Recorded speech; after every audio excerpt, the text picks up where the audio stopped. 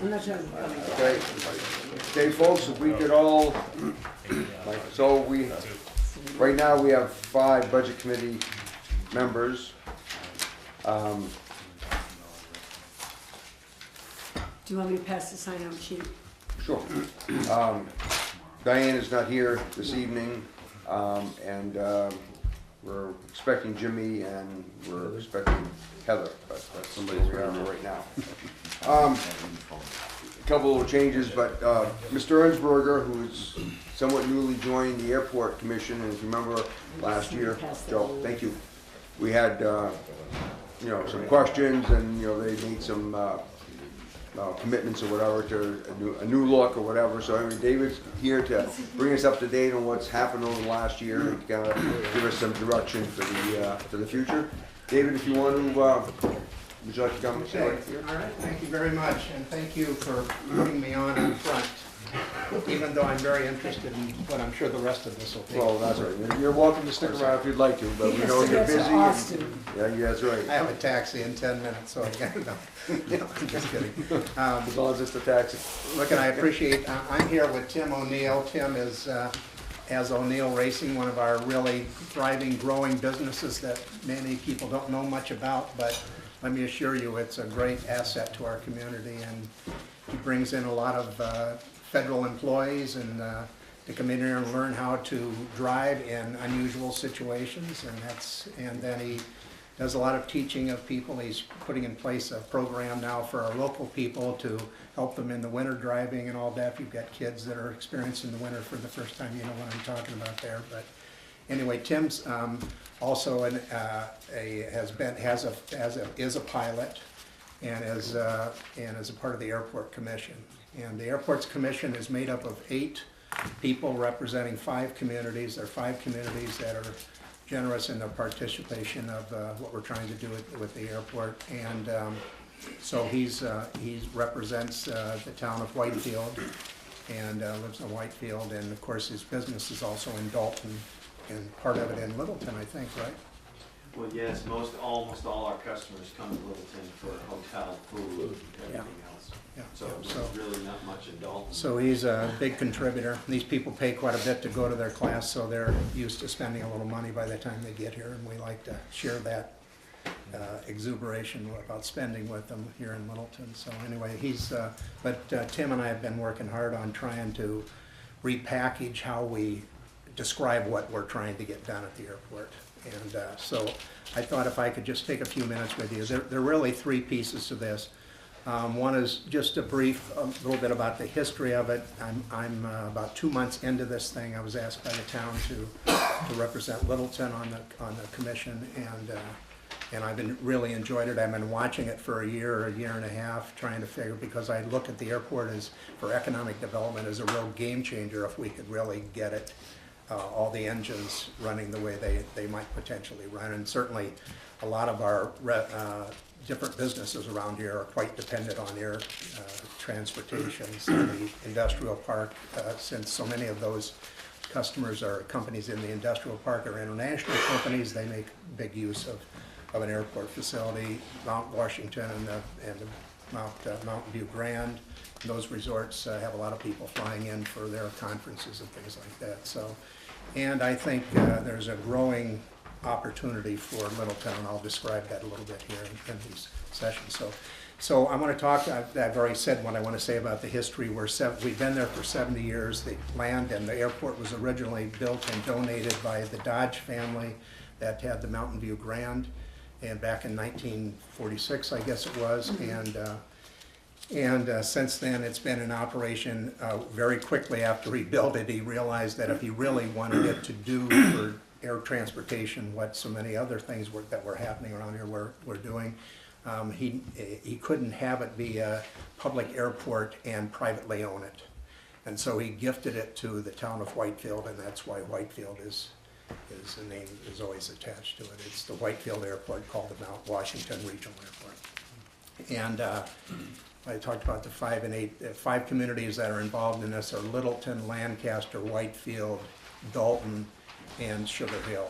And we're working hard Tim and I have been presenting to almost every community that'll give us any time on their select board meetings, so we're really trying to get additional community involvement, therefore relieving some of the monies that we ask the 5 current members to do. So we're working hard on that. I just want you to know that there should be 9 or 10 communities that really are positively impacted by this airport, and we're hoping to get them back on board here, or on board for the first time. So let me talk a little bit about what we did this year. We had a big project. Our runway, like a lot of runways, with the weather conditions that exist up here in particular, we had all kinds of cracking going on, and it's not too good to have planes, especially small jets, flying in there and not to have a really high quality runway facility. So we totally went through a rejuvenation of the airport runway this year, and I should also mention that we have no employees at the airport. It's entirely run by volunteers. The commissioners spend multiple hours every week involved in one aspect or another of the airport. So we're trying to do this with minimal labor cost at this point until we can get it built up and put in place the right kind of long-term structure. So very involved in the airport. There's always been a lot of questions about how many people are flying in and out of there.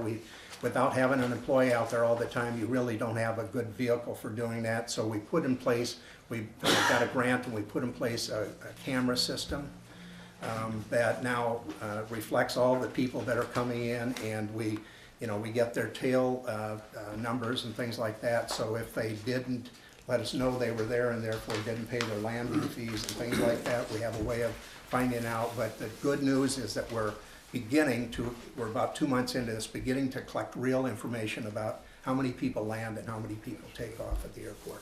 We do have one indicator of our success, and that is fuel sales. So a big part of the $100,000 we generate each year, of which 20 comes from the different communities, of that 100,000, 54,000 of that is fuel sales, and that number is up about 10% from last year, with actually a little bit of a cost decrease in the fuel. So we've had 10+% growth in the last few years. We can tell from just our fuel sales. That doesn't give us the exact statistics we'd like to get, but we're going to get on top of that with this new camera system. Because people came in, we didn't have a way of funneling them into our terminal building, which is where you pay for, or where you give your credit card or your billing information to us for the landing and tie-down fees. And so we redid the terminal building. It's a small building, about 2/3 the size of this room. And now you come in there and there's a, we funnel you through. We have a nice new landscaped outside with a fencing and all of that, and motion detecting lighting for in the evenings and all of that. And it's a welcoming center for us. We just put in place a kiosk. So we tell them about things going on in the region if they want to know where to go or what to do, where to eat, what kind of activities. We now have one of those New Hampshire brand kiosks that we've installed in the terminal building to be able to give them more marketing information about what we're doing. So, but a key piece of that is getting them to come into that building as a part of, once they've arrived at the airport. We now got that set up and running. The other thing that is, we got a nice grant, not a lot of money, but $12,000 to redo our website. Our website wasn't a very interactive website. It also wasn't available to bring up on your iPhone or smartphones. And so we redone the website. The next step in that in this year is to take that website and link it into the community website, so that if somebody wants to know where do they go in Littleton, we've got all the information there. And so either through probably Go Littleton, we'll link them into the town of Littleton with all of the options that exist here. So that's a part of the expansion of that. But we did put in place a new website. We also got a grant that we're just now implementing to begin to do some marketing programs on social media. So we've done very little outreach. We've been trying, I guess, to fix up the operations side of it for the last couple of years, but we're now very much engaged in trying to do outreach to all the different potential people that come there. So different businesses, different lodging and entertainment and resorts and flyers. We've got a huge list of flyers from around this region, so we're going to begin to proactively reach out to them through social media, but also we're going to begin to do a quarterly newsletter that'll go out to them, that'll highlight things going on in our communities and at the airport. So that's part of our marketing thing. We have a great new tenant, Dr. Chen and his wife Colette own a company called Vertical Ventures Aviation. It's a helicopter, great helicopter. They have 3 helicopters. They're now housed at the Mount Washington Regional Airport, and been doing so. I haven't got the data yet, but we'll have some great data on their takeoffs and landings. So that's very positive. And we're talking to a couple of other people that are commuter services that could come in here, and not necessarily airlines yet, because you need TSA if you're going to have normal passengers like like one of these small airlines that are around here. You've got to have a TSA thing set up. That's a fairly substantial expense, and we've got to sort of walk before we can run on that. But that's our long-term objective, would be to have something like that in place. We also put in place a new set of bylaws that are very important. First of all, they are mandated by FAA to update our bylaws, but we have a lot of people that have hangars out there, and what you might not know is that an airport, if you have a hangar, you only use that for air uses. But we have people that are, renting it out like it's a storage unit. And so, therefore, we're not getting the kind of landing fees and all that we want to utilize, want to get out of our hangars. So we put in place the new bylaws as dictated by the FAA, and that calls for a different utilization of the hangars, which will be very positive for us. We'll get more activity out of that. So that's what's going on with the bylaws, and we've also added a little bit to our fees. Your fees have to be competitive with everybody else that's landing these kinds of planes, and so it's not a lot of money. It's $100 to land, I think, and $50 for a tie down, and so it's almost pocket change, but it's one indicator of the usage, number one, and number two, it could be a big source of funds over time if we can get the activity up the way we think we'll be able to. So we've got that kind of finalized there. And maybe a very, very important thing is the monies that you entrusted in us, we used properly, and so we came in at budget last year, and we've actually set aside $3,000 or $4,000, I think, out of last year's budget for future needs. And we've, in the middle of all this, we had an unusual thing that we needed to spend like $7,000 to update our lighting. We had some lighting issues on the runway lights, and so we've updated that, and now we're looking at going after a major grant with Eversource or one of the other energy providers to convert everything to LED lighting, which will help us dramatically and drop about 30% off our cost of electricity, and help us with maintenance, because LED stuff just doesn't break down as often. You don't have to replace things as often. So that's last year. 2018, our emphasis is, as I mentioned already, on getting the fees and the fuel resources in and using that as a major contributor to our revenue stream. So we've got several activities you'll see in our sheet there in the first part of that under operations and facilities. We are actively moving towards a $27,000 investment to convert to the LED lighting, but it's it'll save us $3,000, $4,000, $5,000 a year, and the cost of maintenance, which is last year we spent $6,600 on maintenance. So it's that's a very important next step for us to make in the upgrading of the airport. We're working very hard on closing the National Guard project. It looks, we think, pretty promising. The negotiator, they didn't have an adjutant general, am I saying that right? Yeah, they didn't have one in place. They just put a new one in place, and the governor did. And the very good news is he was the gentleman that was working on the project for the Whitefield Airport. So we're hopeful that that all of that will get ironed out. It won't bring in the Sikorskis next year. Sikorskis, I think that's what, and it won't bring in the Sikorskis next year, but it will, because they have to do an environmental assessment. Usually that takes a few months, so I'm guessing that their training operations will start up in early 2019. What's great about it is three things. Number one,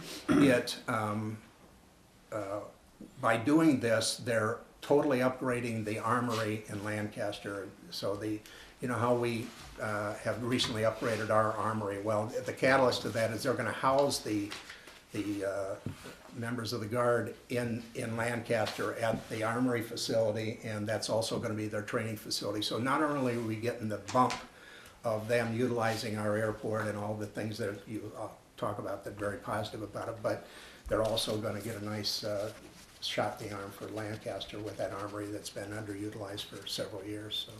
So that's quite a positive thing. Anyway, I think I've talked enough about that. We're working, one of the big issues we have at the airport is if you fly into our airport, if you don't know somebody, you know, there's no rental car there, there's no, nobody even close by that's a taxi service. So we're working on a ground transportation solution. And I've had a couple of conversations. Uber has the Uber process that's being used in big cities. They've just announced a pilot for small towns in New England.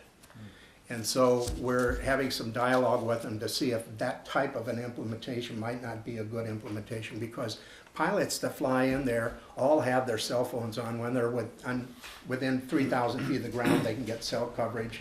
And so if they could go in on their phone and they knew that we had a taxi service or an Uber service that were directly connected to us, they could get a car coming to pick them up. Yeah, so that once they landed, tied down and everything, there'd be some ground transportation there for them. So that's a fairly important thing. If the people come in and they're staying at the Mount Washington or the Mountain View Grand, then those two hotels, of course, have a service to come out there and get them. But Mr. for, O'Neill kind of fills up the Hampton Inn too. what's that? I'm sorry. Mr. O'Neill kind of helps fill up the Hampton Yeah. Inn also. Oh, yeah.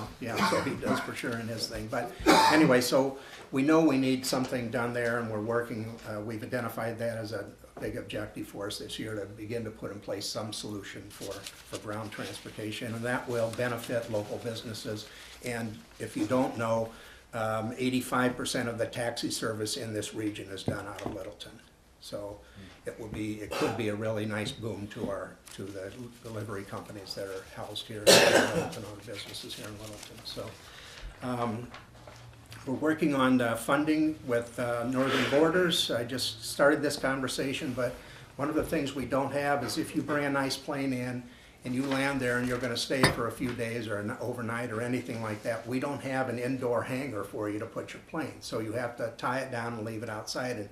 And a lot of guys with the nice planes don't want to do that.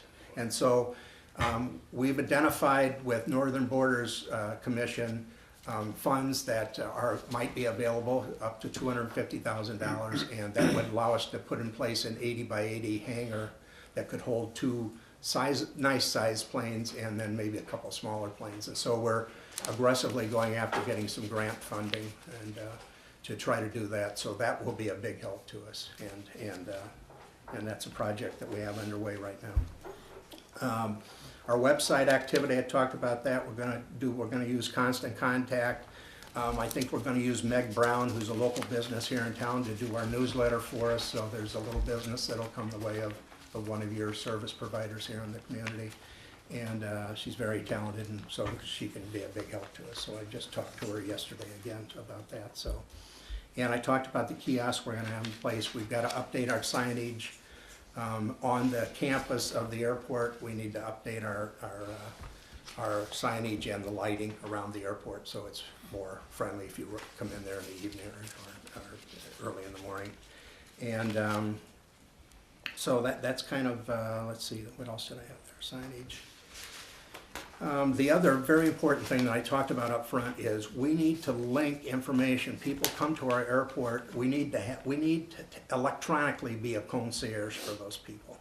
And so all we're doing with our website and our social media and the kiosk, all of this is meant to give this new, warm North Country feel to them when they come here. There's so much to do, and we just need to direct them towards that. And incidentally, if you want to eat, there's no better place to come. If you're in Whitefield and you want to eat, there's one or two good nice options there, but most of the options are here. And the other thing I would tell you is we now know that about 75 to 80% of the users of that airport are in fact not these rich people coming in that are going to go to the Mountain View Grand or the Mount Washington and spend $300 to $500 a night for a room, which we would love for them to do because they come to Littleton and spend money usually when they go to those places. We're the go-to place for those two resorts. But the other very important thing is that many of those people are looking for low, more reasonably priced lodging. And we have great facilities with our motels here and the Thayer's Inn. We have some terrific options for them that we can guide them here. So it's not that these are all a bunch of rich people coming in because they have a plane. A lot of these people are hobbyists or people that have a small business and they're using that plane to get around to service a wide geography like we have up here. And but they're looking for reasonably priced lodging and food and entertainment kinds of things. And so we have some very good solutions for them in our town. So. Strategic planning. One of the things I saw as soon as we got in there is we've had such a focus on operations that we haven't really built a strategic plan that we're going to run our airport to, and that we can come discuss with you every year as we have a dialogue about what's going on. So we're going to be doing a lot to interview you and the people in our communities and the people that would use it to get a better feel for what the stakeholders are looking for, and then we'll build our plans off of that, and we'll be back to tell you about that as we do that. Maybe before the budget committee meetings next year, give you a little more of an update. And you'll get our newsletters, of course, which will keep you updated on the things we're doing. The next chart, real quickly, just says there are really 4 cost elements and 4 revenue elements that make up the preponderance of 80+% of what we spend money on at the airport. It's all about aviation. For us as an expense, it's all about buying fuel to have it there. We don't have a jet fuel. The nice thing that's going to happen with the helicopter deal, incidentally, is their jet fuel helicopters. They're going to truck their jet fuel in here initially, so we won't have to build a jet fuel farm, which is a pretty expensive thing to do, and almost always the federal government has to get involved in helping you fund those kinds of things for that kind of an airport. But we do have a long-term strategy to try to have the kind of planes coming in there. We need a longer runway to do that, so there's several other pieces that go with it. But we do have a plan to try to get that done. But right now, jet fuel's half of our expenses tied to fuels. About 10% of it is tied to this electricity that we're going to try to get under control. 40,000 expense and 50,000 expense and 54,000 in income. Is that all the markup we've got on fuel? No, it's a timing issue. So we have less fuel than we had last year at this point. So we're buying more fuel to keep our tanks full. But so you can't just take that one year and say 54,050, therefore you're only getting an 8% markup.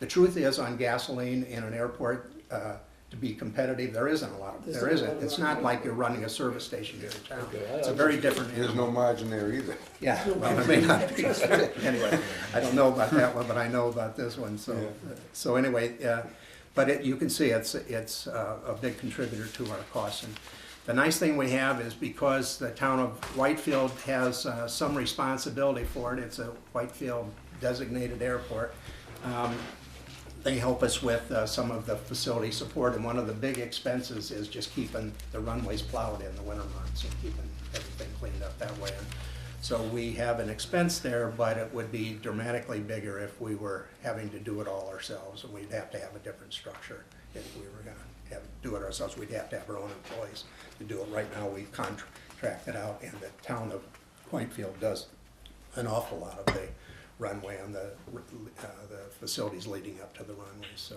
we're quite lucky there. Runway lighting, I told you we spent $6,600 last year. We had another $6,600 budgeted this year.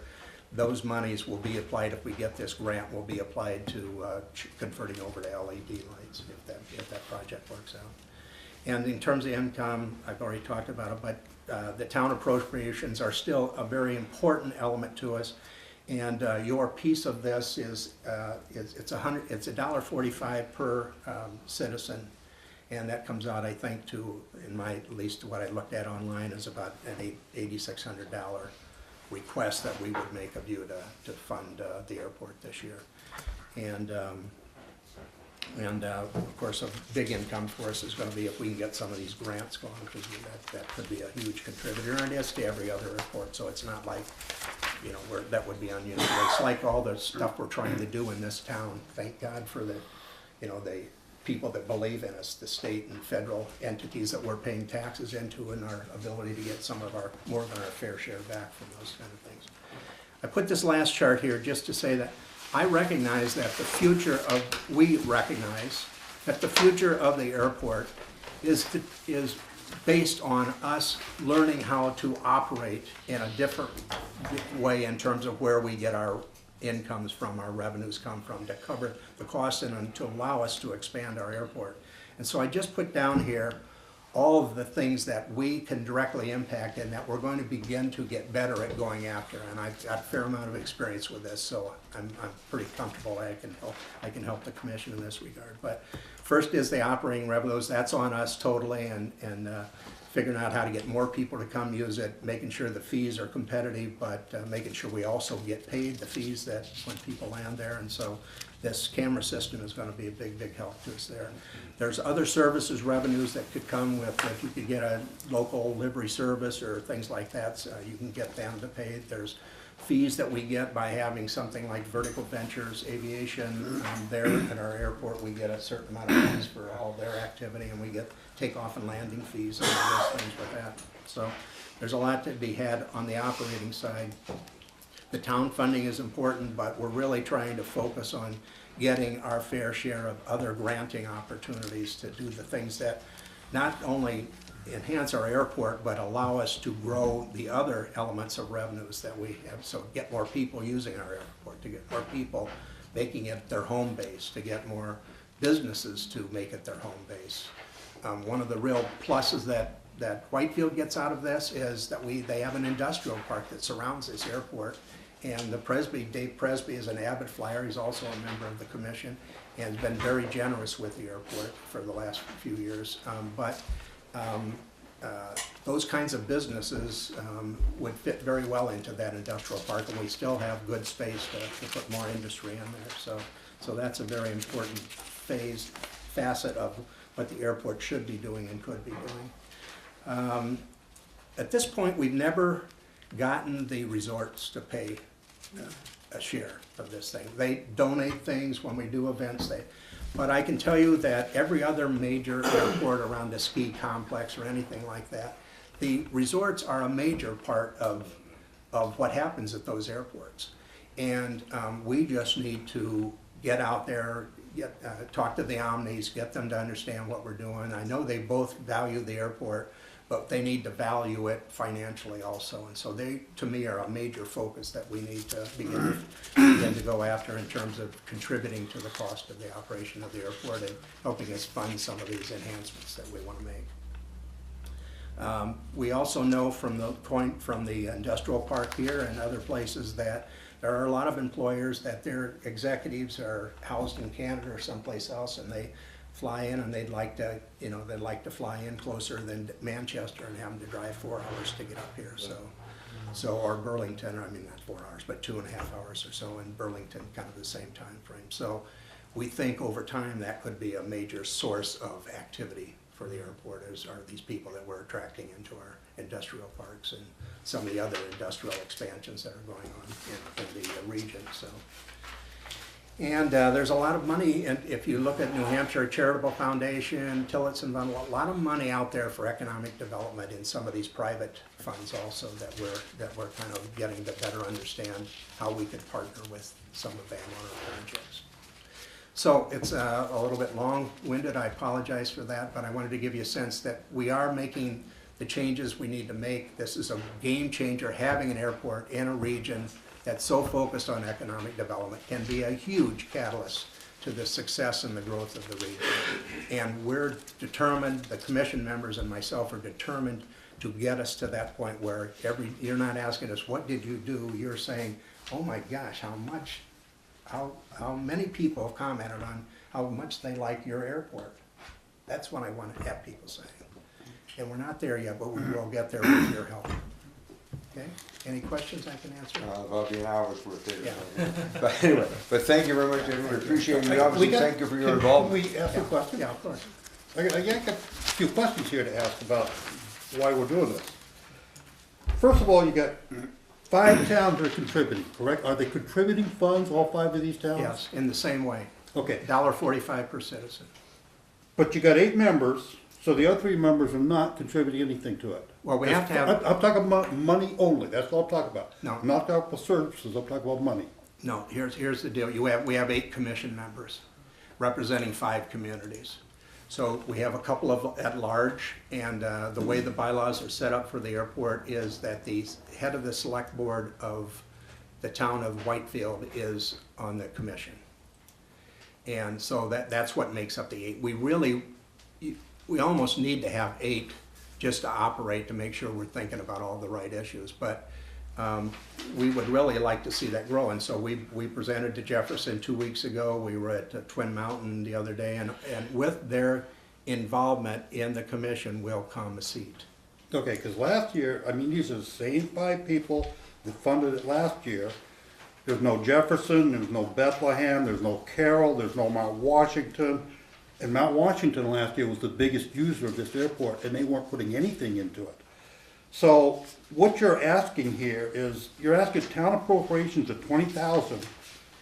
Almost half of that is coming from the citizens, the taxpayers of Littleton. Yeah, it's the Now, latter. why should the taxpayers of Littleton pay for half of the town appropriations when, Yeah, Ralph, it's a Answer good that. question. I'd It's a like good to- question. I'd like to answer that.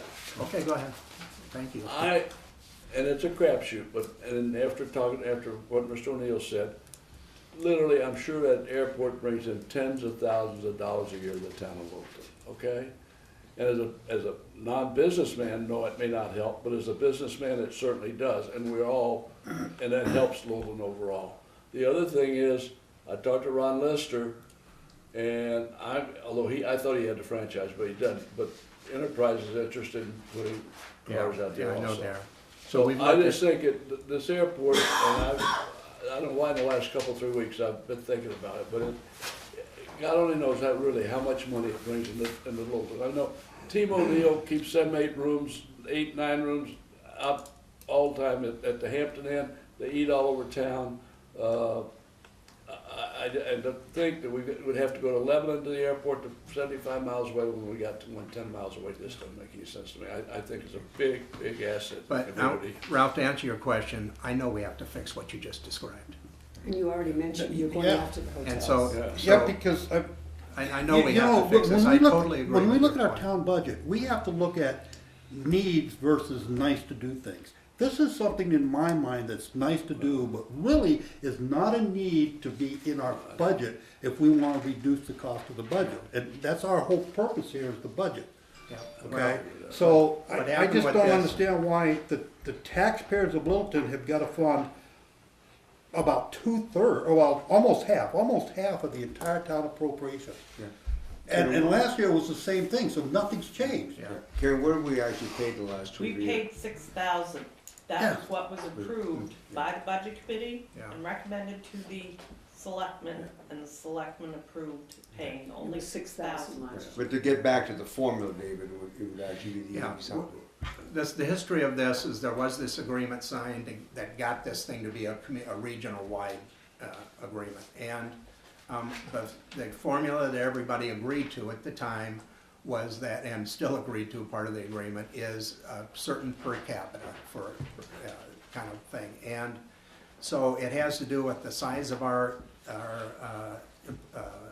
population here and versus the size in some of these other communities. There's 3 fixes to it. There's one major fix you've identified, and that is others have to pay for this than just this taxpayer of a town.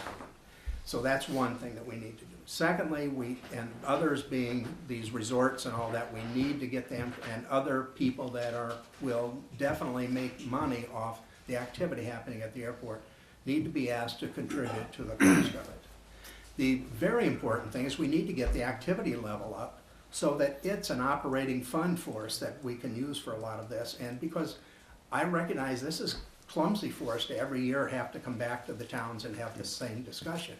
And the only answer is, you know, and my way of saying it from my history is, we gotta sell our way out of this thing and operate effectively and efficiently. They're doing a really good job of operating effectively, efficiently, and we're gonna sell our way out of this issue and hopefully have less and less burden on the town as an appropriation. Dave, quickly, I know there's some contract somewhere that says, yes, we're all part of this. And it's per capita, Right. but that dollar amount is not set in a contract, it's just that each town. I think it's set in the contract, I think it's defined as $1.43 or $1.45. Okay, I fine, think. if that's there, we'll figure that out. Yeah. Number two, now, last year, one of the big problems is you weren't collecting fees, well, now your camera's gonna help that, and blah, blah, blah, Yeah. that should make a big difference. Three, if I'm landing a plane here at night, you have all these new lights, Yep. but there's nobody there to turn on. Yeah, How's they that turn, work? well, there's a How's that system. work?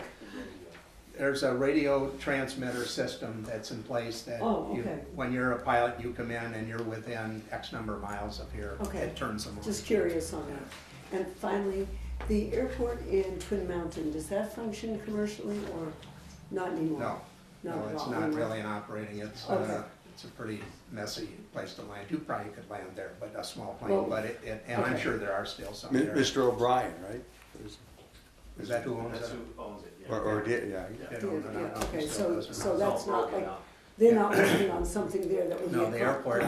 airport, we had a really good session with the Twin Mountain Select Board a few days Good. ago, and So I hopefully want they're to- gonna find a way to get back involved again, but they're quite positive about it. Of course, their biggest taxpayer is this resort that we're focused on, right, and so, Right. So you're they not get a- competing at this point? yeah, no.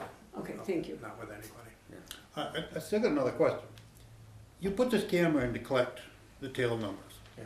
Last year, you weren't collecting landing fees at all when you came to the board. No, they were, but it was, Spotty. if somebody were, they knew they had landing fees. Okay, Every but you're air- still- but Every you're airport still- has landing fees. You're still not collecting them according to your income element.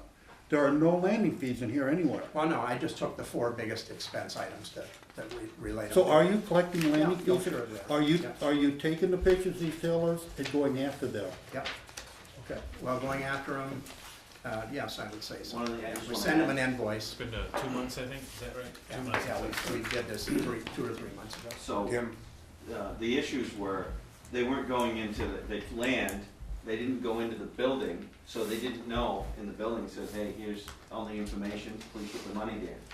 So that wasn't happening, so now they're funneling in there. Some still won't do it because they're used to the big airport, they just send them a bill. So now, the ones, when we do contact, we get the tail number, we look up the information, find their address, send them a bill. Almost all of them have been paying, it's been really good. So we just gotta get that, the next step of making it so we don't have to go through and find the tail number and send them a bill. It's a bit extreme, but, and I wanna just add that, yes, I think, like Dave said, the best thing we can do is to get the businesses to pay instead of the town, because the businesses are benefiting. If I can say, hey, we got an airport down here, I'm gonna have people that have more money than time that are gonna wanna fly in. And that's where I'm seeing, they wanna come for an experience, but they don't wanna drive up from Boston or whatever, or Manchester. So we're seeing that. The other thing I wanna add is the recreational pilot, somebody I thought, what does it matter what fuel costs? I mean, you have a $40,000, $50,000 plane, you shouldn't care. Well, actually, recreational pilots will just fly around for something to do, and they'll fly to the cheapest fuel. So we hope that after we get the budget sorted out and we have the businesses involved, we can actually drop our fuel prices, and that will be like the final thing to get a lot more of these recreational pilots. Takeoffs and landings are very important to them. I was really surprised to see that the recreational pilots actually care about gas prices, but they said, well, we're gonna fly anyway, so. Let's find the Yeah, cheapest to fuel. fly over to Maine to the coast of outside Berlin, which is the closest airport of our type. Now, the Bethel Airport, if you Yeah. look at how they do in Bethel, Maine, they have a lot of brand new buildings, they have a airport manager, they have a lot of the stuff we're trying to do. And most of the time, they got that through federal grants because of the number of takeoff and landings will give you, it's not that simple, but it brings up your ability to get these grants and loans and to build new infrastructure. So we're modeling, we go to some other airports. Since I got on this, I'm inquisitive, so we've I've been to a bunch of, places. I'll look when I go to Texas tomorrow and at the little airports out in our area and understand some ways that they're running their business that maybe we could consider for our airports. I like to think economically, it's very important. I know you got a lot of other things, so I apologize. Well, economically, I see it that there's maybe 8 or 9 businesses in town that are being supported by the airport, but there's 5,000 tax-paying residents that are paying into this at $1.40 something apiece. So I just don't think it's a needed item to fund the airport. Well, I can tell you the airport will go away without your help right now. That's the reality of it. And so we need some help from you while we're trying to sort out what you'd Well, like us to sort out. I hear you, I think you guys have done a lot since last year. You still got the same 5 towns involved. If that changes next year, I will be thrilled to death. Yeah. If it doesn't change, things will have to be different. Yeah. Okay. So, Rudy, question? Yeah, it's, how much you ask to the town for this year? $8,600? 60, Yeah, 86, 595 or something. Yeah. Okay, 8,000. Do all the other 4, you say you got 5 towns, right, right now that they're gonna contribute Yeah. to the, I can bet anything in the Littleton, it's the most money that you're gonna get from the airport. No other town is gonna contribute the same amount of No, money. nobody else is this size, Rudy. Okay, no, just to say, Yeah. do the other town, if you asking me for $8,600, do they gonna give you $8,600 like we do? I'd like for Twin Mountain too, but I don't think it's gonna happen It initially. doesn't gonna happen, that's. And the reason I like Twin Mountain to do it is not because of population, because of usage, and the fact that they own that resort there. What you ask, David, you don't ask the taxpayer, you ask the selectman to just to put this amount of money on a town budget, right? That's what you ask, right? Uh-huh. That doesn't mean that the taxpayer, we got no voice on, unless Well, I hope. Unless, all- we get 30 people, 40 people, we go to the town and we throw these guys out. That's. I know, but I wanna say, these are all volunteers too, just like our commission, and so I hope the volunteers are representing the community, that's why they're doing this. I And do understand that you wanna do something nice, beautiful, there's stuff like nobody that. making The money. only thing is this, that everybody should contribute to the same amount of money, like that. I don't care if I gotta give you, the $1.46, for whatever it is. Well, that's what you're But- asking each town the same amount. That's what it is, it's, little town seems like it's like a piggy bank, everybody knocks, and we give, and we give, and we give. Okay, unfortunately, folks, we have Yeah, more it's stuff we need to. unfortunate, I understand that, Chairman, I understand. We need to accomplish tonight. Do something about it. I apologize. David, thank you very much. Have a nice Thanksgiving. Thank you. Have a good trip south. Go Okay. inside for me. Until now, I thought Tim O'Neill only flew on the roads. Now I know he actually can get off. Anyway, okay, it's good. Obviously, a little longer than we thought, but still very good. And I guess, the takeaway, if you would, from that is obviously we've seen progress over the years, and certainly having Dave Presby and Dave Ernsberger involved bodes well for the future, so. Thank you. What are we gonna hit next? Real quick, I'll just go over a spreadsheet that Ron Gold updated. Which I've got a handout. Oh, we haven't handed it out yet. This, Thank as it comes Is around. that the one with the typo on it? It's fixed. Yeah, $2,000 per thousand You're actually. passing them this way. Yeah. You can pass some that way. And you'll get one, You had one? one down that way. There was an agreement that I think Bert Ingerson originally signed on behalf of the town, that's right. Incidentally, Yeah, no, but. we ought to say, But a- a non-lapsing we ought to say a little agreement. blessing for. Non-what? for It's a these not very non-lapsing good shape. agreement. Non-lapse.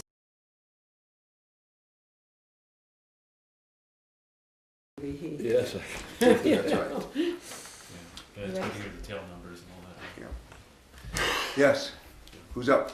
Yep, I could just go over this part and then, Yeah. Karen will go over the rest. So this is a look back with 2017's tax rate put into it of the surrounding communities and some other comparables. And, Andrew, speak up. okay, yep. Thank So, you. yeah, so if you take a look at this year's average, which is down on the bottom, the average tax rate for the communities listed, which are Berlin, Bethlehem, Dalton, Franconia, Haverhill, Jefferson, Lancaster, Landaff, Lisbon, Littleton, Lyman, Northumberland, Peterborough, Stratford, Sugar Hill, and Whitefield is 2643. And if you look at where Littleton is at, our tax rate is at 2582. So just to kind of give you a sense of some of those averages. Okay, why did you pick these towns? So this is a spreadsheet that Ron Balt updates every year. Okay, because So- I have every tax listed in the entire state. Sure. There are 23 towns in the North Country, and Littleton is the 8th largest. And here you got us as one of the smallest, which that chart is just totally inappropriate. Yeah, I have the It same means data nothing. from the Department of Revenue, and if you can take and slice that a number of different ways. And in fact, I do have a small presentation that at some point I'll bring in that really breaks it down and shows kind of an overall look at the economic condition of Littleton with some comparisons. So we can go over that at some point. And this is not a spreadsheet that I created. We're just sharing it. This is something that I Ron know, Balt- but I don't think this one really is realistic. When you got 23 towns in the North Country and we're the 8th highest, this one's showing the whole. This is a really unrealistic paper. Yeah, Jimmy? I guess if Ralph has comments, if you have comments on which towns he should add or delete, maybe just. I don't think provide it, comments. we got the But entire, we that's got all fine. 23 towns. I understand. We got it. Yeah, but Ralph, the other component here is too, is if you took two like houses, okay, and if you took like houses in each one of these communities, you know, they're paying a different amount of tax in each community, because that same house has a different valuation. I agree. That's right, so I mean, there's more to comparing, and I this agree. is just kind of a I'm view, sorry, Ralph, it's not. But I'm sorry, to throw this in front of us, that says Littleton has got a very small tax rate compared to all these other towns, is not correct. No, it's not saying that, Ralph. In That's the way I look at it. Berlin, New Hampshire, Ralph. I know Berlin's extremely high. That's right, you have a house that's selling for $75,000 in Berlin, okay, that in Littleton would sell for $250, okay? Maybe not quite that. Oh, yes. Oh, yes. I got one I would have sold you. But anyway, so you just look at that, Ralph. If you're paying $39 on a house that is valued at $75, as opposed to paying 20-something on a house that's valued at $250 in Littleton, you'd rather be paying the 39 on the 75. It's the same house. Okay? So I'm just saying there's more to this. I know there's more to it, And the but- state has but this this is equalization just- plan and, All this is showing is a tax rate. yeah, that's right. And Okay. that's all it's meant to show. Well, Ralph. That's all it's meant to show. an idea. Just to Okay. give you an But it really idea. has no meaning to Littleton's tax rate. Oh, yeah. It's You a can just piece of look it. at this piece, yeah. It's a piece of it. Information. I could show you ones in here that are a lot higher and smaller, Yeah.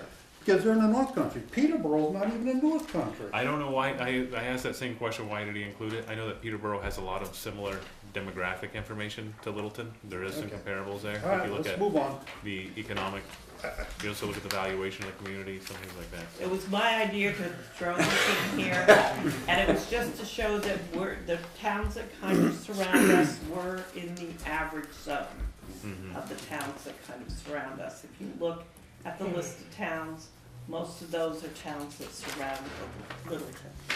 Right. Okay. Okay.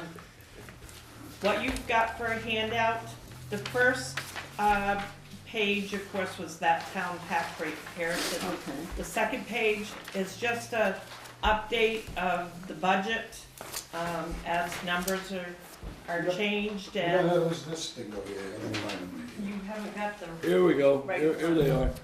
I thought you told me that this is, This is what we're talking about. that's a new handout. That's the new handout for today.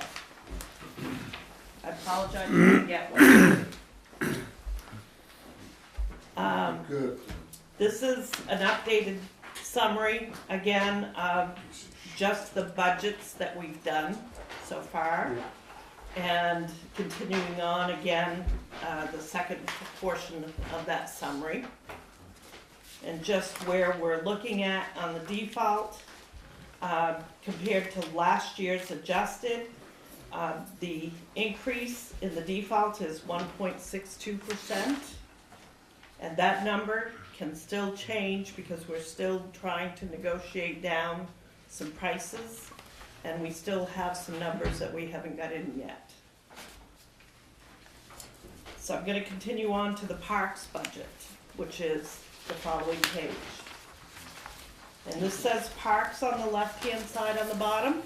This is page 1 of 2.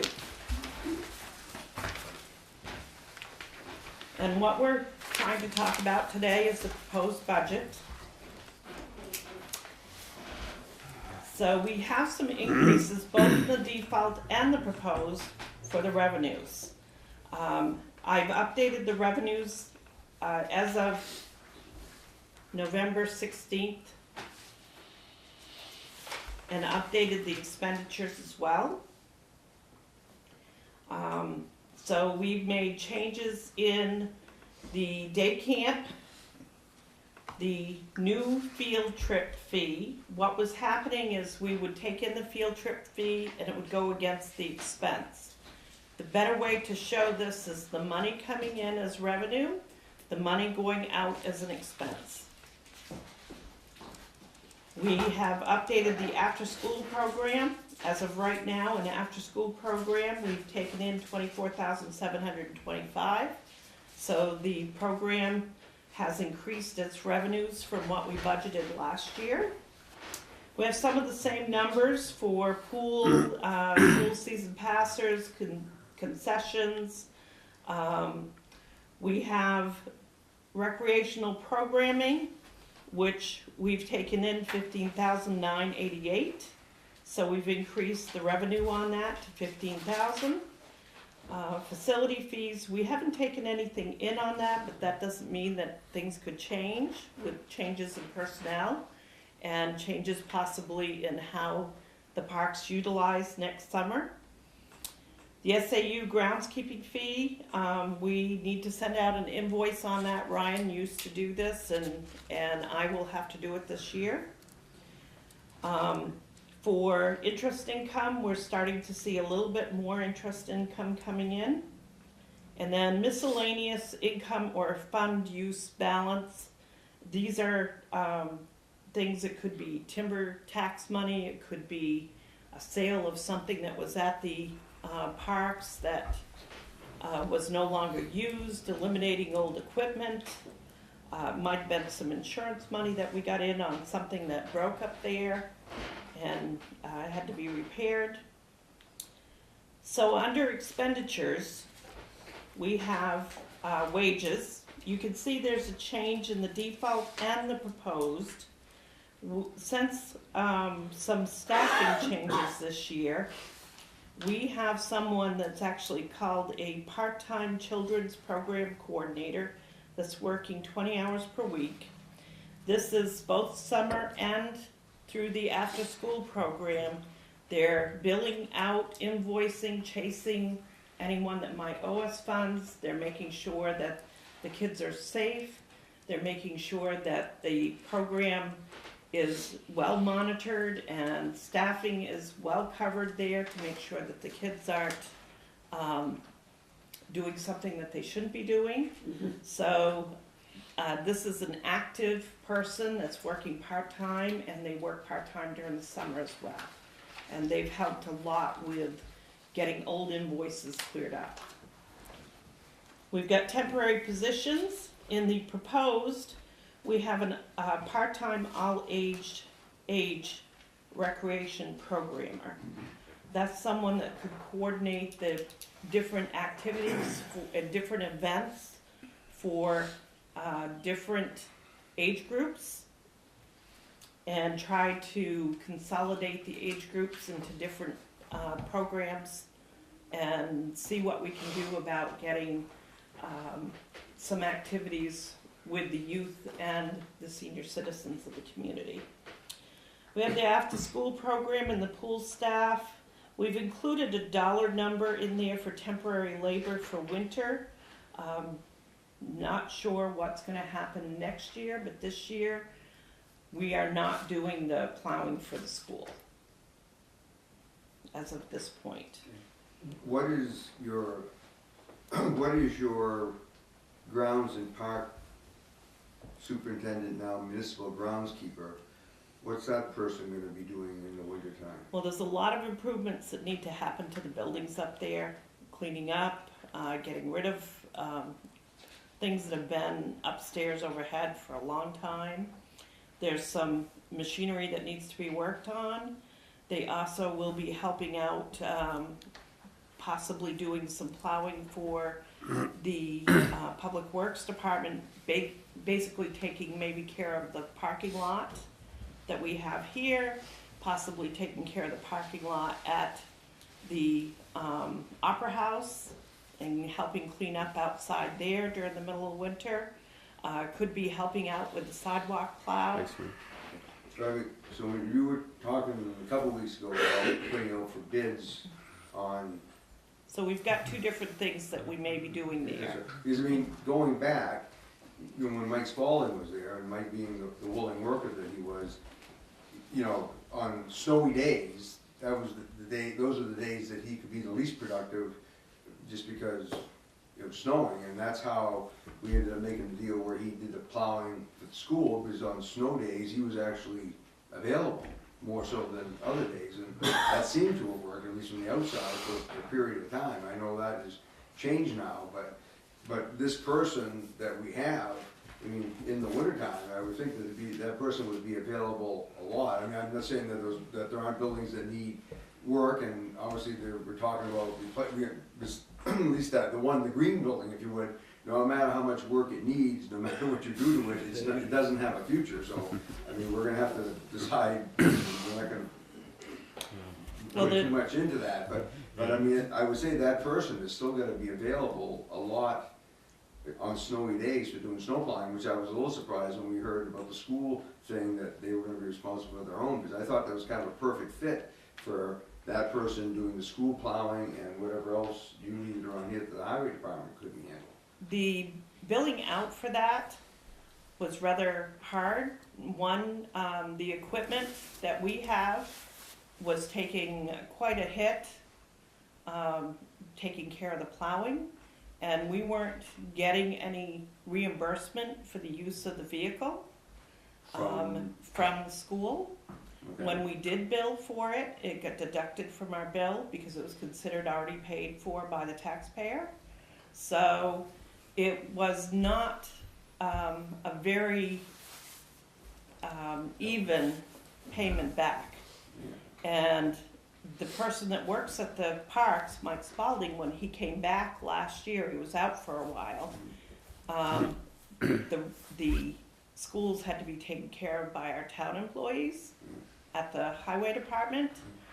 And again, trying to bill out for the use of the equipment, I never got reimbursed for it. It was always deducted off the bill.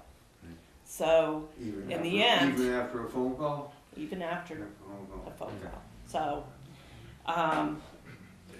our costs were not covered completely. And it's not just about cost. This year, it's really operational too. I mean, we've had staff changes. We also have, with the school plowing, it's a priority. So it's something that has to be done before other things, and we don't have the equipment, number one, to do it. The equipment we had, we're really nursing along to even make it through. And another thing that we found doing the staff changes, we have a lot of what I'll call, I guess, deferred maintenance, maybe that wasn't happening.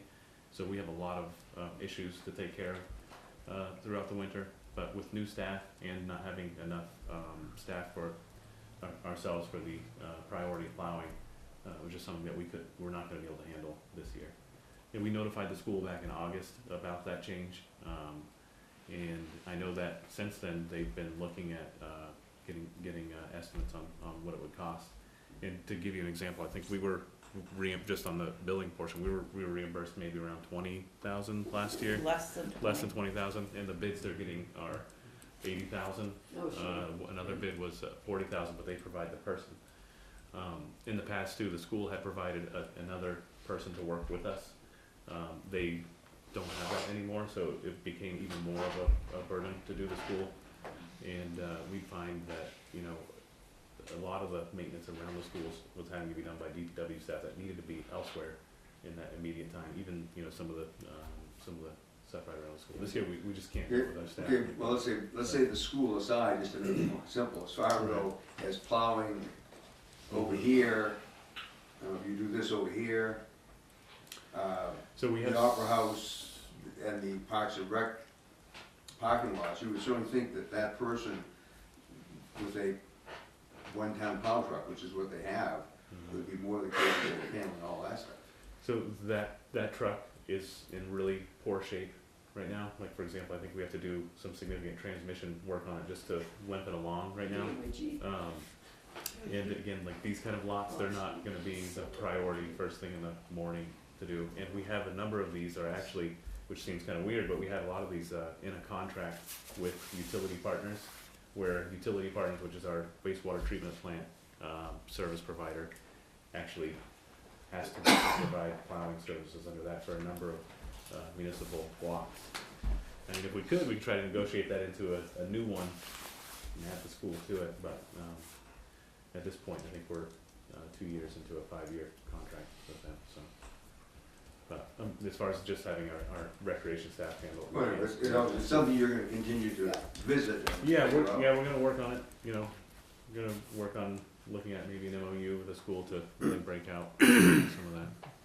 At the end, can I ask you a question about revenues Sure. on this? Okay, thank you. Okay, I'll continue on. Health insurance, as you know, there's been some changes there. The numbers with the New Hampshire retirement system, the retirement, that's line 10. There's an increase there.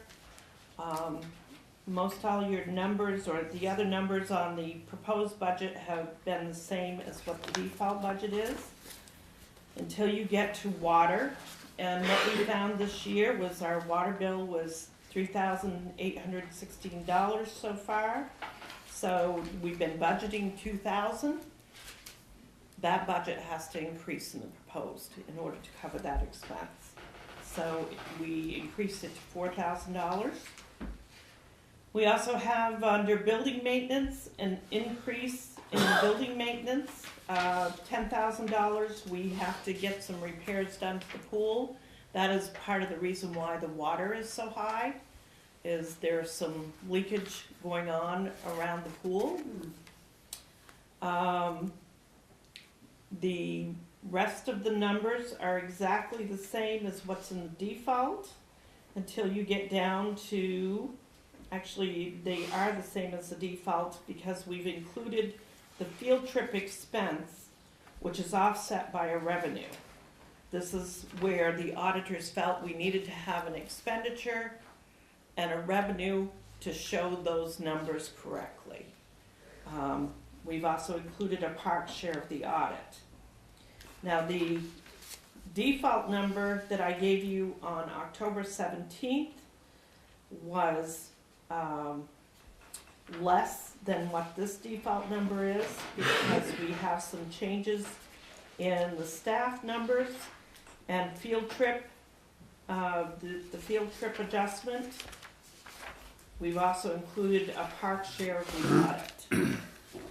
The difference between the 2018 proposed and 2017 approved is $62,268. That's an 18.01% increase. But if you flip back to the revenues, where the revenues are, you'll see the total tax appropriation because the revenues have been increased.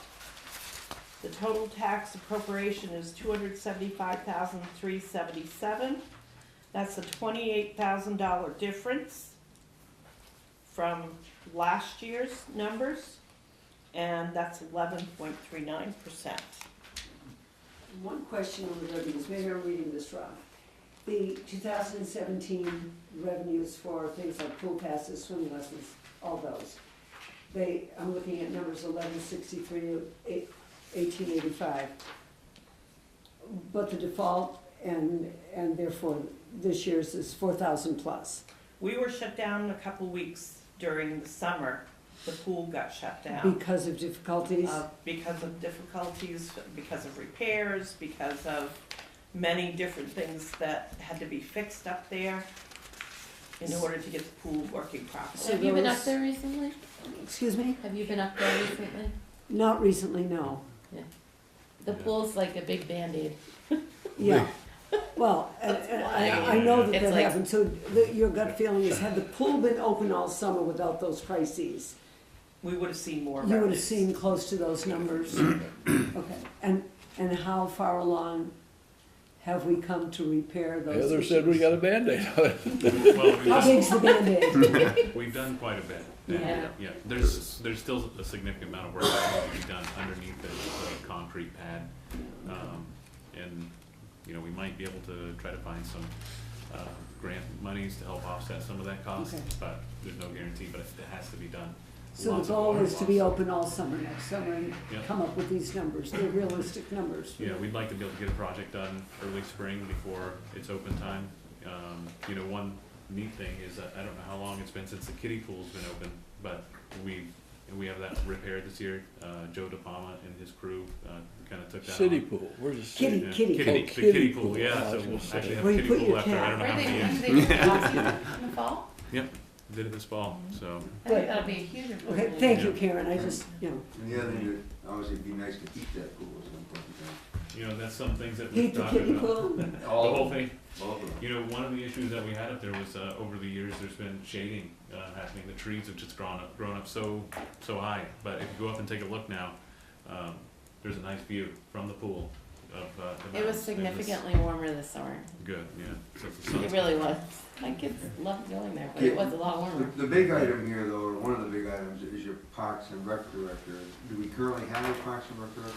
No, right now, our search is, we're in the initial phase of reviewing the applicants. We have how many right now? As of today, 15. I got one more. There's one more just coming in. So we're anticipating a significant upgrade.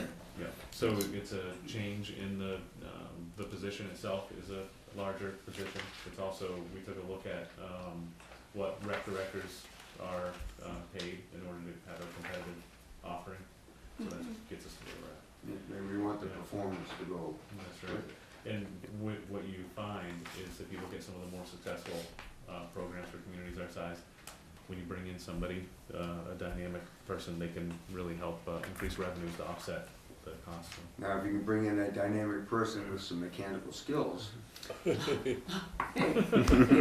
No, seriously, I mean, you know, because there again, any good energetic person is gonna be looking for stuff to do. And, you know, sometimes in the winter, when there isn't as much to do, I mean, if they have other talents, that it's not demeaning or whatever to, you know, if they could do some other stuff too, to help out, so. They've got Right, talents yeah, are higher and than one of the others. things that we did, last year was, we took that maintenance position and really, created a different structure with it where it's reporting to Public Works, so that, cause in the winter we have some serious high demand, on staff. And whether you have sicknesses or, you know, mechanical breakdowns or things that come up, the ability to, partner with Parks and Rec with that position has been, great, and we found it to be very, very useful. Yeah. Question on the health insurance. That's a significant increase, where we've seen other health insurances in the budgets kind of going down because Now, of changes. If you What look was at, that change? if you look at this, the previous budget, there was one family plan. In here, there's two family plans. The previous budget, if you look on the Yeah, left-hand side in yeah, the I see approved, that. you'll see family coverage was one, now two. And then we got BO, which is a buyout plan. Last year, we had someone that was insured elsewhere, and in order to encourage them to go elsewhere, we offer an insured elsewhere buyout plan. Okay, was that because of a new employee we get We now? have some staff changes. And we also Not have, part-timers, right? No. Full-timers, okay. and we also have the unknown, so we don't know who's gonna come on as the recreation director, and so This Yeah, is in we've got a budget for the- anticipation, Okay, all right. potentially. worst case scenario, yeah, or. And we might, before the first of the year, be able to change some of these numbers a little bit. If you know Okay. Yeah. something. Okay? Any other questions?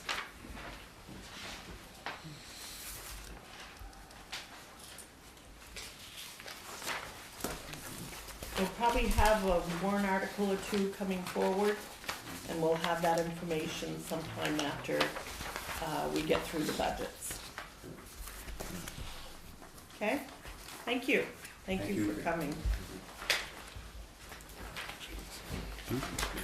Ready to move on to the police department? That's what is next, Karen. Flip the page.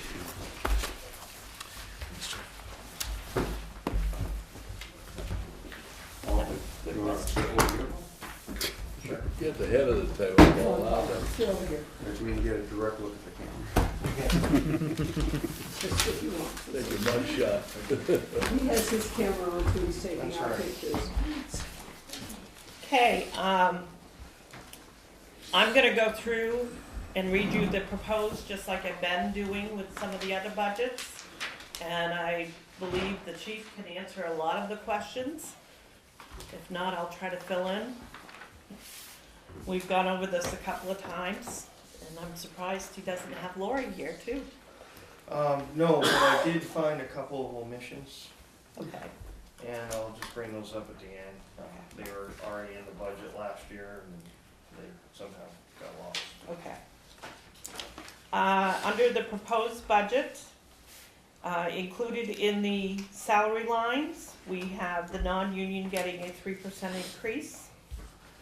The rest of the employees in that first section of permanent positions, other than two, are under the union contract, so they would automatically get their April 1st raise in the default.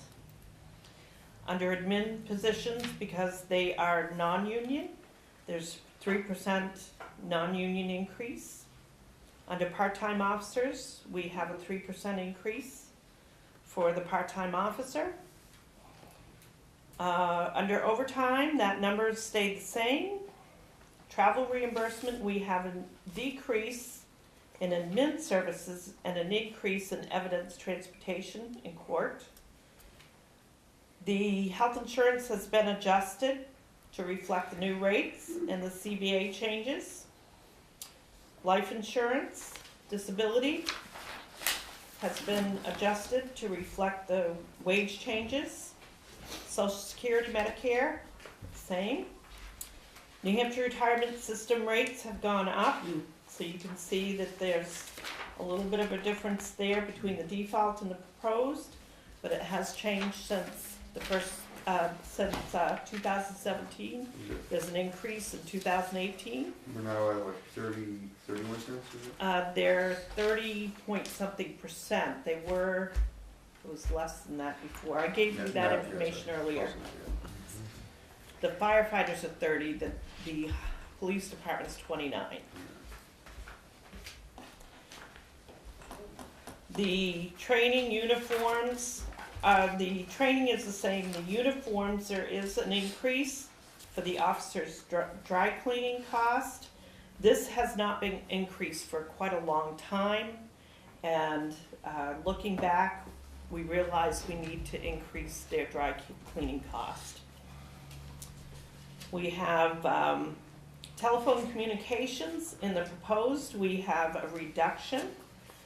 The chief has gone through his budget and looked at every single expense in the proposed budget to see where he could cut and where he needs to do increases, by looking at every expense line and the details of every expense line. So there are some reductions and some eliminations and price increases that are included within this line. Under data processing, there is a little bit of a decrease, but again, he looked through every line to see where there might be a contract increase or decrease that he could put into place. Under medical services, there is a billing direct where the person being admitted into the jail is billed for any type of medical services that have to be done, instead of billing to the police department. Under professional service, photographic, that's going to be eliminated, so there's no outside vendor involved in that. Custodial services is the same. Under professional services technical, There's a little tiny bit of a reduction in the cost there. Towing vehicles, there's also a reduction. Facilities maintenance, there's a small reduction, and each item has been looked at to see where there could be some cost reductions.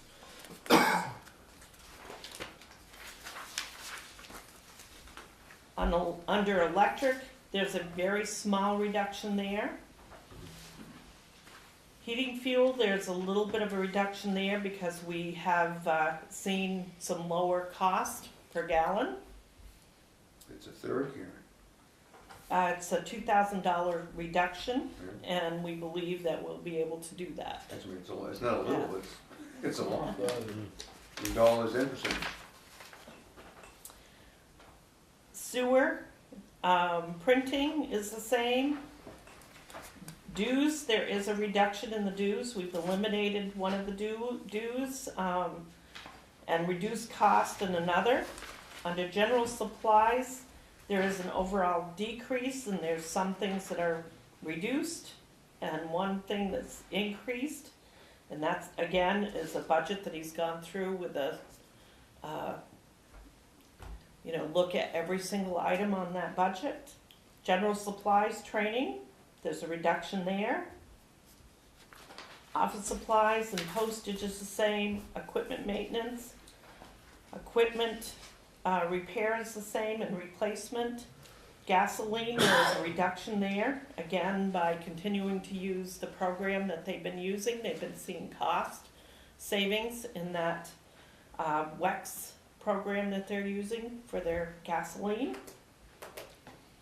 Vehicle maintenance, there's a small reduction there. As we have more vehicles that have been able to be purchased and replace some of those older vehicles, there's fewer repairs that have to be done on a regular basis. There's a reduction in vehicle repair. There's a difference between maintenance and repair. Books and periodicals, there's a little bit of an increase there. Again, going through all the different costs. Under rentals and leases, there's a slight increase, and some of that, of course, is contractual. Others are, the actual cost is a little more this year than what it was last year. There's an increase in cost to the vehicle cruiser purchase and setup in the 2018 proposed. There's equipment purchase field, which has a significant increase in it. One is the tasers are costing more. Additionally, there's dual band portable radios. It's a 3-year plan to update the radios that the police department has. And it's $9,000 a year for 3 years. There's a JMAR, which is a recording road data, and that's $3,230. There's a firearms replacement or repair or update, $1,000 is included in the proposed. Under special investigations, bike patrol, events and activities, that's all the same as it was.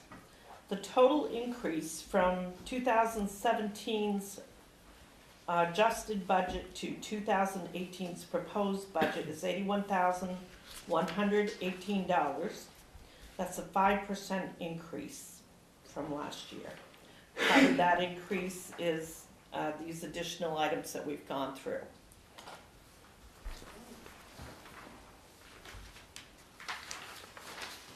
So also on your field equipment purchase line, there's usually $3,000 in there that we have in there annually for replacement of computers. We have quite a few computers in the department, and the older ones get replaced. We have 2 that are close to 7 years old that are getting replaced out of that line. And also there will be a second half of a project that we did with our WatchGuard cameras, our body cameras. It's an update which allows us to do wireless downloading from our patrol cars with our WatchGuard cameras, as well as it allows us to access this server remotely from our desktops rather than using one station to get the videos that we need to review. But the primary purpose of the system upgrade is for wireless downloading from the cruisers into a secure server that's backed up by secured network services. And that's a 2-year project. What line are we on? It's not in there. Oh, It was okay. omitted. So that's about, and I don't have that cost, but it's between $2,500 and $3,000 as well. So that's a number that's not It's represented not in there, here? no. And the one on the computers, that That's wasn't, not in there either. and how much money is that? That's $3,000. 3,000, so we're talking And about that's an annual cost. 6,000. Yeah, Six- about $6,000, but plus, okay. if it's a lot of heartache, we'll sharpen our pencils even further. But those are, the second one, the WatchGuard system, that's the second year of the project. So next year, you shouldn't see anything there. It's gonna go away. So those two things are missing, so Yes. 6,000 give or take. Yes. One of yeah, which will be done at the end of this That's fiscal year. correct, yeah. And one of them's an ongoing project that we do every year, kind of like our facility maintenance. Chief, what other, are you also looking for warrant articles, or aren't we supposed to ask that now? Sure, Oh, I we can are. answer that. So, actually, there'll be, we'll sponsor, I think, 3 warrant articles, maybe 4. One's, a couple are ordinance changes. But the ones that you're worried about. They don't cost money to. They don't cost Okay, I don't money, want to. except for the okay, people that get the tickets. Okay. Would be, primarily, we're gonna ask for another officer. And, 2 years ago, if you recall, we initially asked for 2 and then we reduced it to 1. We're in the middle of a drug epidemic. There's a lot of work for the officers to do out there, and we still believe we have a need for that other officer. And we can certainly discuss that further at the, when we talk about warrants. Sure. And I can have all that information for you and costs associated with it, because you're gonna wanna know. Does any government money come to help with that problem? I wish, Yeah. you know, And if if there are COPS, which is, community service, grants available through the federal government, then I would apply for them, but right now we're not. But you gotta remember that they only partially fund the officer for 4 years, and then after 4 years, we need to fully fund the officer, so. It's progressive, I guess is a better way to take it into your budget rather than all at once. What's the other warrant article? The other warrant article, actually benefits the entire community, all of the officers of the town. It's for records retention. It's a program that we can use, because right now, we're running out of space in our brand new police department to hold our records. And These so. are all paper? What's that? They're all Okay. paper. So, back in the day, they used to require that they be kept, if we were gonna change them, they'd be put on microfiche. Well, nobody uses microfiche anymore, and the legislature just changed it and said that we can transfer all these documents to PDF data. So, by doing that, there are programs out there, software as well as high-speed scanners that will allow us to do this efficiently, and it can be moved from the police department to planning and zoning to finance and human resources. So all those paper documents can be put on servers and reduce our space needs. And that cost, I believe, is around $23,000. But it would be used by many departments in That's the correct. town, is what you're We saying. would train, we're gonna sponsor it, I believe. I don't know if it's us or Yeah. town manager, but Gotta go over it a little more. yeah. Are we jumping the gun on you? I'm sorry. Am I jumping the gun on that? No, that's fine. Okay. No pun involved. That's a possibility. Might not happen. I don't know if I jumped the gun on that or not, but that would be something else we would be Is looking that at. something a grant might come along for? I would too? hope so. If we could find one, we would do that. Last year, there was a lot of discussion about getting a little mini storage shed for you, and I noticed in here that it wasn't purchased. That was approved last year, correct? Yeah, I Is believe. this the reason you didn't do that, because you're waiting for the I'll electronic? tell you exactly why, because the way the company proposed it to us, that we'd be getting a really nice brand new mini storage unit, and that wasn't what they were gonna sell us, and we said, no, we're not gonna get that. used, it's just got a coat of paint on it, it doesn't have all the bells and whistles that you said it was gonna come with. So they said it was gonna be X, but it turned out to be Y, and we didn't purchase it. Okay. And that was for storing some of these documents that, in theory, you're gonna be able to copy now and not have to have them in the storage shed Yeah, you after don't all. have to have physical, well, we do, we have to purchase server space, but right now, we have enough server space, but in the future, I'm thinking if the town had vast amount of records that started filling up these servers, they might have to purchase another server somewhere to put it on.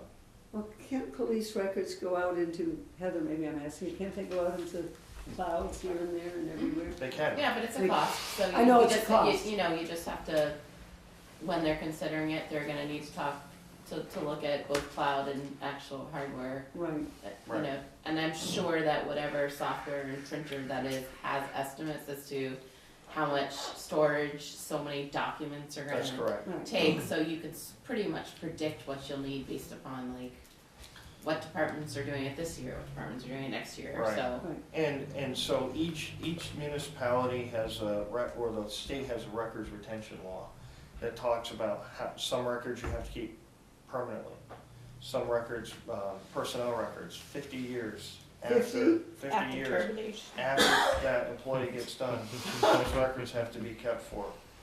And that's under, if you're curious, look at chapter 33A.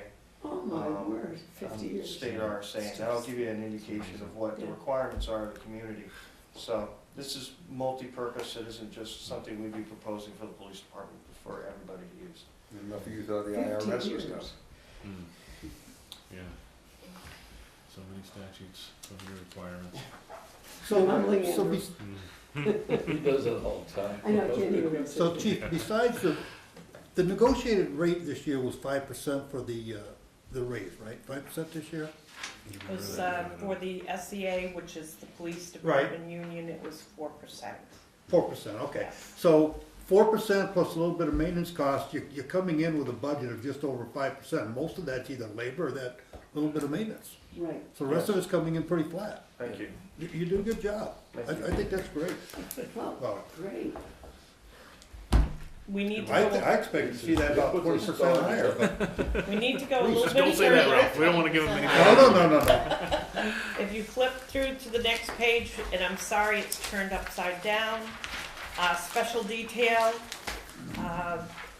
the chief and we, the people who have been working on these budgets, have left this the same number other than the change in the New Hampshire retirement system.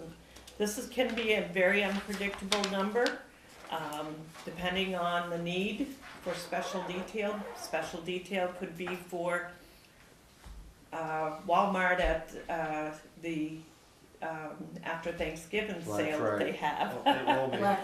Black- It could be at the hospital, it could be, and it's based on when somebody needs you. So whatever is taken in covers basically what we expend out, so it's pretty close to revenue neutral. And anything that's made over the expenditures for the year will close out, and we use those funds usually to do some safety equipment in the cruisers, update safety equipment, even in the older cruisers. This coming year, there won't be a lot of funds there. We are looking at different rates, and we need to be able to put them together for the selectmen to approve. So we certainly, if you guys have additional questions on detail rates, we're gonna be presenting that to the board and asking for an increase. But right now, this is a break-even fund anyhow. There hasn't really been any surplus in that fund this year. So that's why we sometimes use those monies to reduce costs for new patrol cars, and some of the safety equipment that go into those patrol cars is usually a warrant article for that. We don't have those funds available this year, so you won't see that warrant article. So when they have a Black Friday sale or whatever it is at Walmart, you contract with Walmart? Or you just They charge it? contract with us, yeah, Right, they'll right. call and they'll say, we need X amount of officers and patrol cars for, 9 hours. Okay. And then, if we can provide the officers, we will send the officers down and they're billed.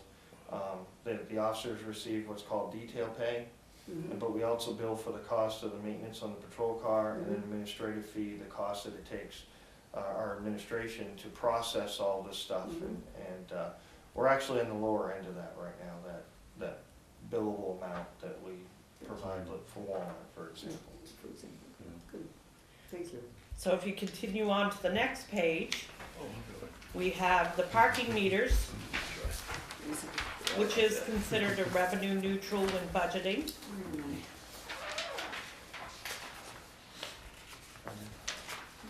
And we haven't done a lot of changes in this budget other than looking at a 3% increase for the part-time position in wages. And then I have on the proposed budget, WA beside line 15 and 16. It means a warrant article possibly to move this line. This is where we took a loan and we've applied it, the payments out of this budget, and the feeling was it should really go into the debt service just like all of our other loans are, instead of being in this budget. There we go. And that's a question mark whether we end up doing that or not, But this had to do with the parking spots out back out of back, the and buildings over there. which we eventually, after 3, 4, 5, 6 attempts or whatever, finally got the town to vote to finance Yes, the amount instead of making the annual payments to ahead, was it? yes, we were. So this improved our situation, so now we're just talking about laterally moving it. Into the debt service budget. When you move it into the debt service budget, it would mean it would become part of the responsibility of the taxpayers to pay this piece of debt rather than the parking meter fund paying for it. So it would add about 21,000 to. Does it matter? Well, the parking meter funds, right now, the funds that are collected up and down the street are paying for this debt rather than the taxpayer. And, I mean, that was that whole thing that was required basically to facilitate that urban renewal development project. And it probably wasn't presented correctly the first time around. I mean, we should have just done it, you know, just because that's what needed to be done to make the whole thing happen. But we ended up having to live with it for a few years after that. That was less than desirable. But by the same token, I mean, obviously we have used parking meter funds to pay parking lots and do other things too. And this was, in theory, acquiring a parking lot, but 7 spaces or whatever it was we actually ended up getting. 5 to 7. Yeah. You bring up a good point though, because these funds are used to maintain parking lots.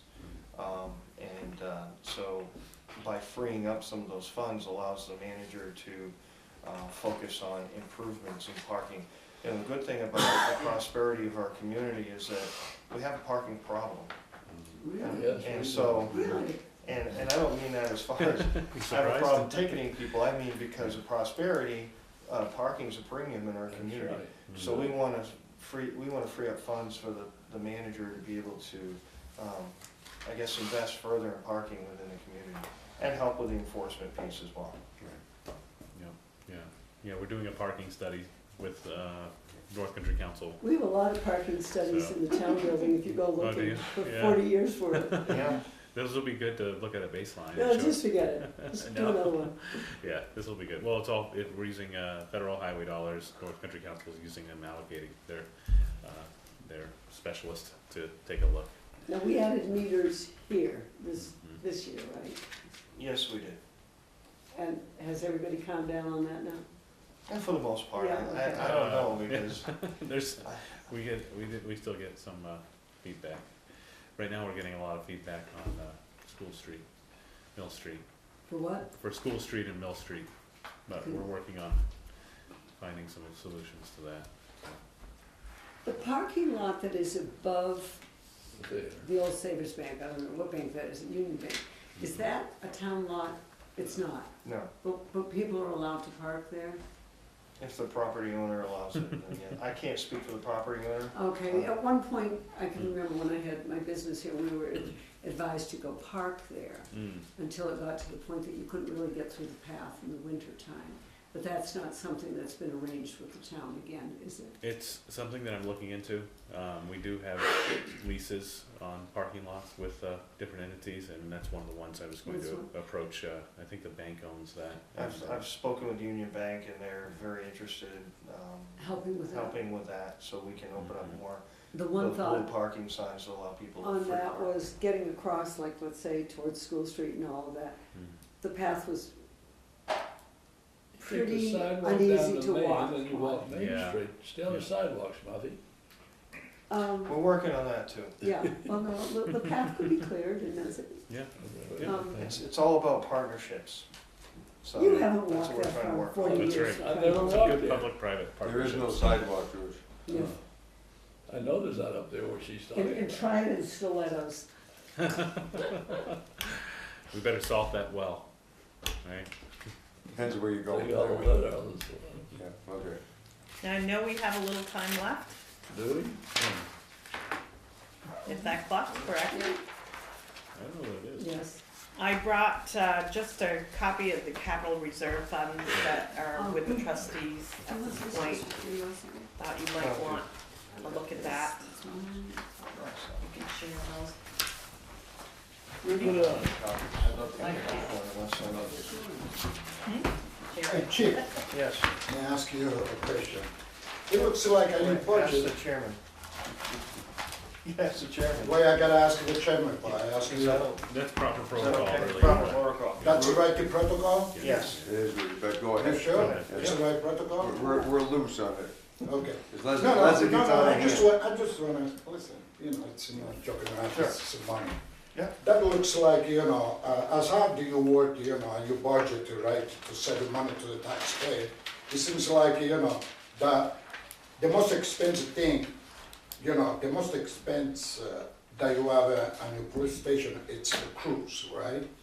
The cruisers, yes. Yes, Yes. you know, that 47,000, that's, Other than people, that's correct. well, people, you gotta pay people, cruise, you know, it's, that's the cruise, which the cruise, this amount that, you know, we see here now, and we saw last year, is gonna be on the next year too, that's. correct.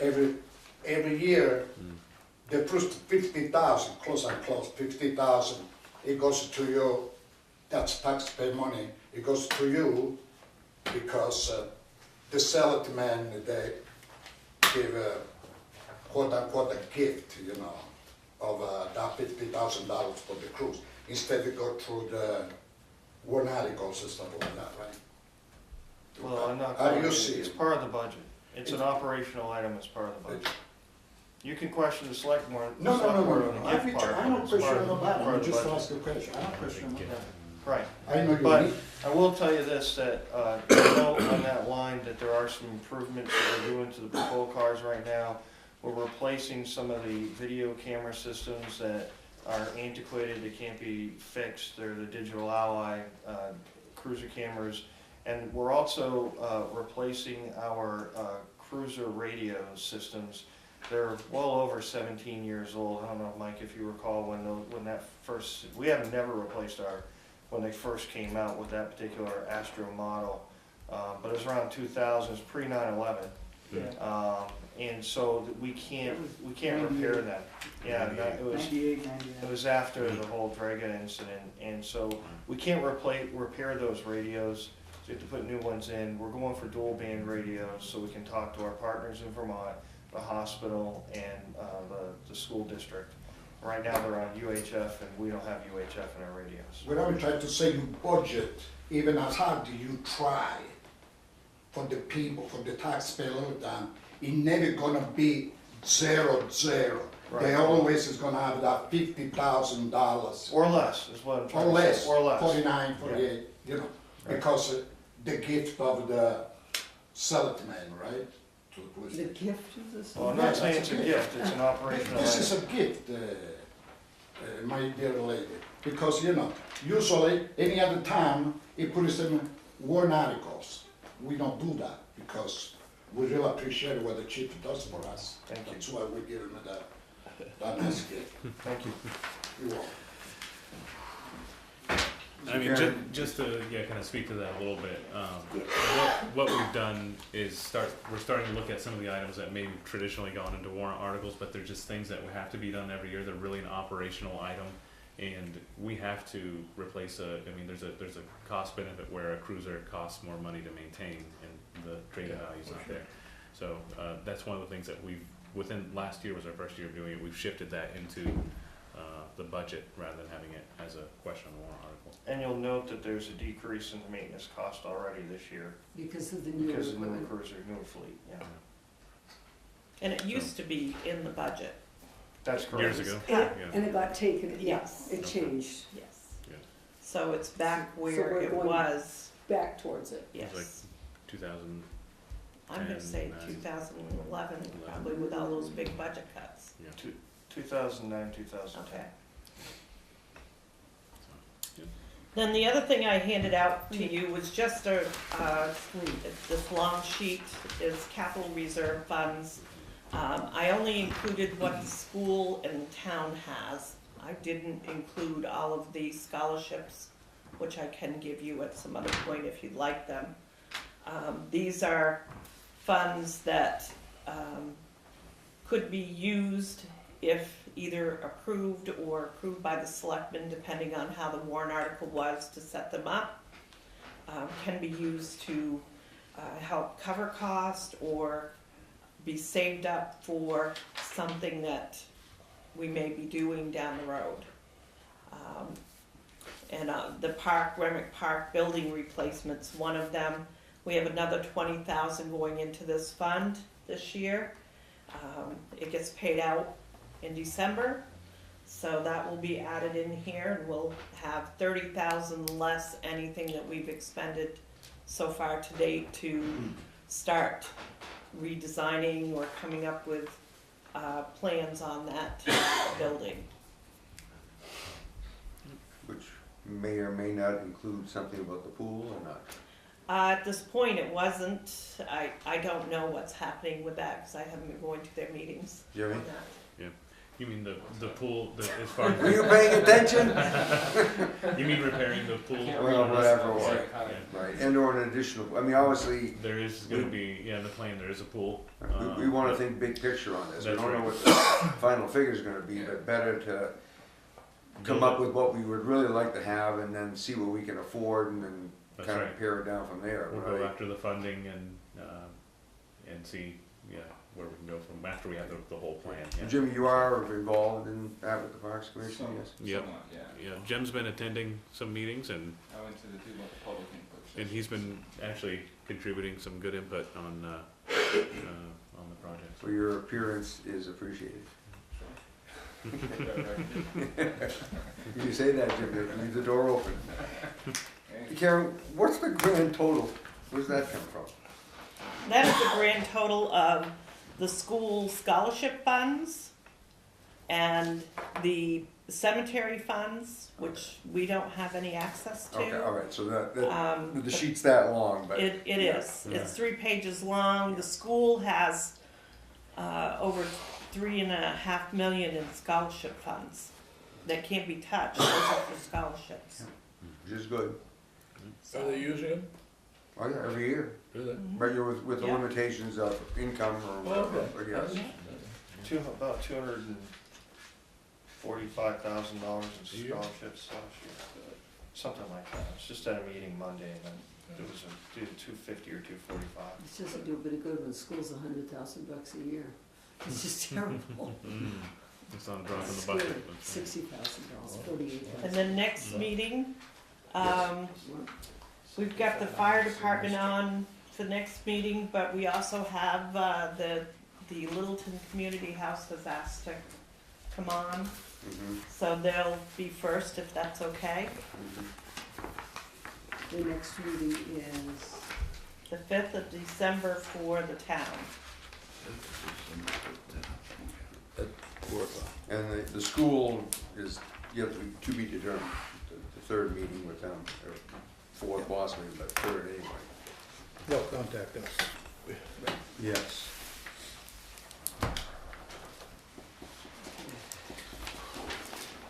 You're closing in on $2 million, Paul. I guess you know that. I know you'd say that. I mean, it's a Or reality, at I least know, somebody say. but it, you know, it's an expensive system. Have we passed the $8 million line yet? I know you were worried about the $8 million. Only with relative, as it relates to the $1 million line that we passed however many years ago that people thought we would never hit. Right. But it's, you know, but I mean, it is, in spite of efforts, and it's still growing faster than society is. So are So what did you do with this? Well, I think you need to think about, and I'm a proponent of growth, but this particular project here, yeah, the fruits of this project will impact Oh, this oh, community yes. positively, but we have to keep these people safe too. yeah. You know, it's an issue, and Ralph and I have had numerous discussions about this back and forth, but the challenge that's facing the challenge that's facing the town of Littleton with regards to the future of the, well, yeah, I was gonna talk about the future of the industrial park. Yeah, that's, I mean, I know that there, obviously, what different entities can or can't do or can or cannot say as opposed to what people can do individually, but, you know, the information that Andrew and Karen shared with us on the tax base from last year about the decrease in the electrical transmission component by $8 million, the increase in the industrial commercial by roughly $4 million, and then the virtual flatlining of everything else. Obviously, it's a concern to see the opposition that we're seeing to the expansion of the industrial park. And, you know, if that were to be cut off, I mean, that would be a real, I mean, you know, I would say a death blow, but I mean, it's definitely something to be of concern. So, I mean, and not to say that, you know, things shouldn't be tried to work out with your butters or whatever to try to make things as acceptable as possible. And, you know, there are other issues regarding that I wasn't actually aware of until recently with regards to traffic flow. You know, that relates, you know, to that, and that's affected by actually the Meadow and our Main Street. We're very busy, but because of the Meadow and Main Street, you know, people who know the way around are taking more back roads, which is creating other situations too. So, yeah, I'm not saying it's a simple thing, but I'm just saying that, as was stated well at that last hearing, I mean, most towns would, you know, give their right arm, if you would, for the industrial park success that we've had.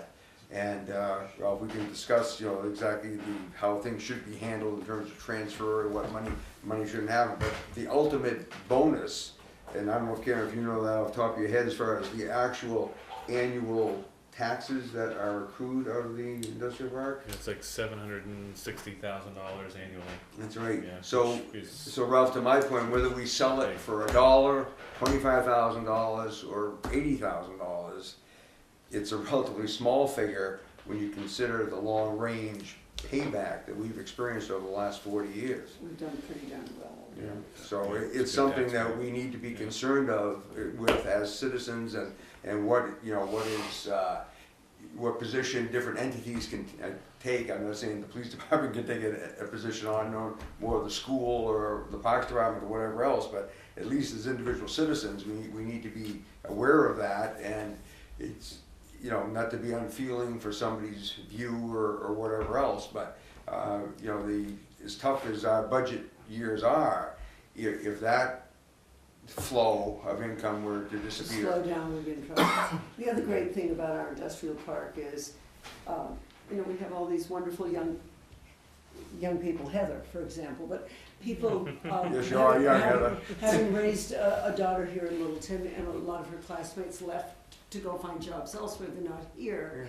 And now to see, and I think you saw that video, the young woman from Lisbon that's here instead of working in downtown Boston, we're getting jobs for our kids to stay here. It's a pretty good place to live. we That's need them And- at the and I think it's hospital. great. I mean, we've got tech people making big money, one coming from, drives an hour and 40 minutes a day from Maine, one from the Lakes region, others from, a couple from Stowe, Berlin, and they're mostly tech people that they're just not here. And we all hear what you're talking about. You talk about the young people, the tech people, the business people, the working people. What nobody talks about is the people age 65 and over that are on fixed incomes that cannot continue with increased tax rates because they have no increases. They don't get any pay increases. But you'll see that Social if you don't. Security is just doing an increase this year for the first time in 4 years.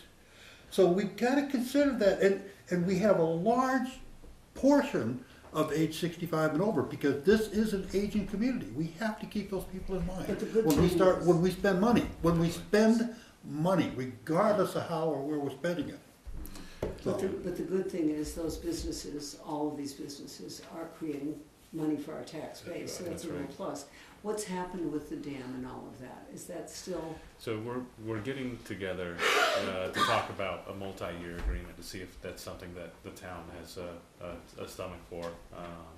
And we're just gonna discuss it. Right now legally, we can't really enter into a multi-year agreement unless there's an appeal of the taxes, which I don't foresee, but, you know, and then discussing a pilot is a possibility, but this would be, if we did a pilot, which is a payment in lieu of taxes with the dam, it would actually be the largest pilot, in the state of New Hampshire, so. I well, don't we don't foresee know us if going that's there gonna either. happen. So I think what we'll do is just talk about, the next few years, what maybe we'll look at, so, yeah. All right. I got one question for you. On the assessments, Mm-hmm. where we saw the industrial and commercial go up, is LIDC's land assessed in that commercial and industrial? So they, wherever it says commercial and industrial, so Yep. that's actually the zoned, land, so they would be in there. Oh, so they are in They're that in, increase, they're okay. in there. The increase, if you look at, I mean, you can probably, drive around, take a look and see where some of the increases come from, in town. Some of the new, development for commercial industrial. But Ralph, I mean, if you. So non-profit agencies are included in that assessment? We, Right. back in When 2015, we we see did a that number increase. we did a number of pilots with not-for-profit. So if a not-for-profit isn't considered a charity, then I think in most cases, we have to go through and look at each one. We did that back in 2015, but in early 2016, they've come to what's called a pilot. There's some that don't have a pilot, but they have a payment that they'll do. Maybe they haven't entered into a formal agreement, but they'll supply a payment. But for the most part, we'll have a written agreement called a pilot, so. And if you ever wanna take a look at. You're any of talking about those- where nonprofits pay taxes? That's right, yeah. Okay. Yep, schools and, religious entities have a specific exemption in state law, so, those wouldn't be treated the same way as, not-for-profit. Okay. But Ralph, we hear you and certainly, that's definitely a concern. But like I say, we're trying to look at the whole big picture, obviously trying to address the safety needs at the same time, maintain our highways, I agree. have recreation facilities for our And kids. that's why I keep saying need versus nice. What we really need to do, we need to do. Yeah. The sewers, the roads, the police department, the fire department, these are absolutely needs. The airport's not a need. All right, Ralph, I don't. I don't believe it's a need. It's Yeah. something we can do Right. without paying money. But anyway, but Ralph, if there's anything that's gonna facilitate us addressing these needs, is gonna be expanding our tax base. And That's part of when it. that doesn't happen, that's when other things roll up real quick. I mean, we've had times in our history, certainly when the Meadow was developing, that we had kinda had the good fortune, if you would, to have significant expanses in our tax. I mean, didn't Cameron send me $8 million, $10 million a year for a few years in a row? Well, that allows you to spend some extra money without raising the tax rate, but those things don't go on forever. I know, and we've had this discussion, Yeah. but why would we sell it if it's gonna, somebody's gonna sit on it for 30 years? Ralph, because they have greater potential of doing something with it than anybody else. But it was And they have them that 40 said it could be 30 years, Well, yeah, and it they was probably Chad Stern made- said it could be 30 Yeah, years. that's right, Hey, Ralph, we're on a- Ralph, this is- Ralph, that's what they said with the land that they bought, that they did 30 years ago, and in the last 30 years, they built 12 buildings. So, yeah, it could be, but most likely it won't be. Right, and I'll say, I mean, if we had the space right now, from the inquiries that we see, that it would be sold or leased Sold and developed. immediately. There's people or corporations going to, industries going to other communities right now. They've come in, for example, there's a facility that says for lease outside, but the company has a plan to expand in there next year, so it's not available, and that's the only spot that's left. That company that came to do that, they wanted to move in, like next week. They've since gone to Berlin, and we have a number of other communities through, businesses that come in with Benoit Lamontagne's help from the department formerly known as Resources and Economic Development. He brings in a lot of companies from Quebec, and they're ready and willing to come in, but we just don't have space for them. So there's definite expansion, immediate expansion demand. Okay, thank you all very much. Thank you. See you next time. Have a happy Thanksgiving. Same to you.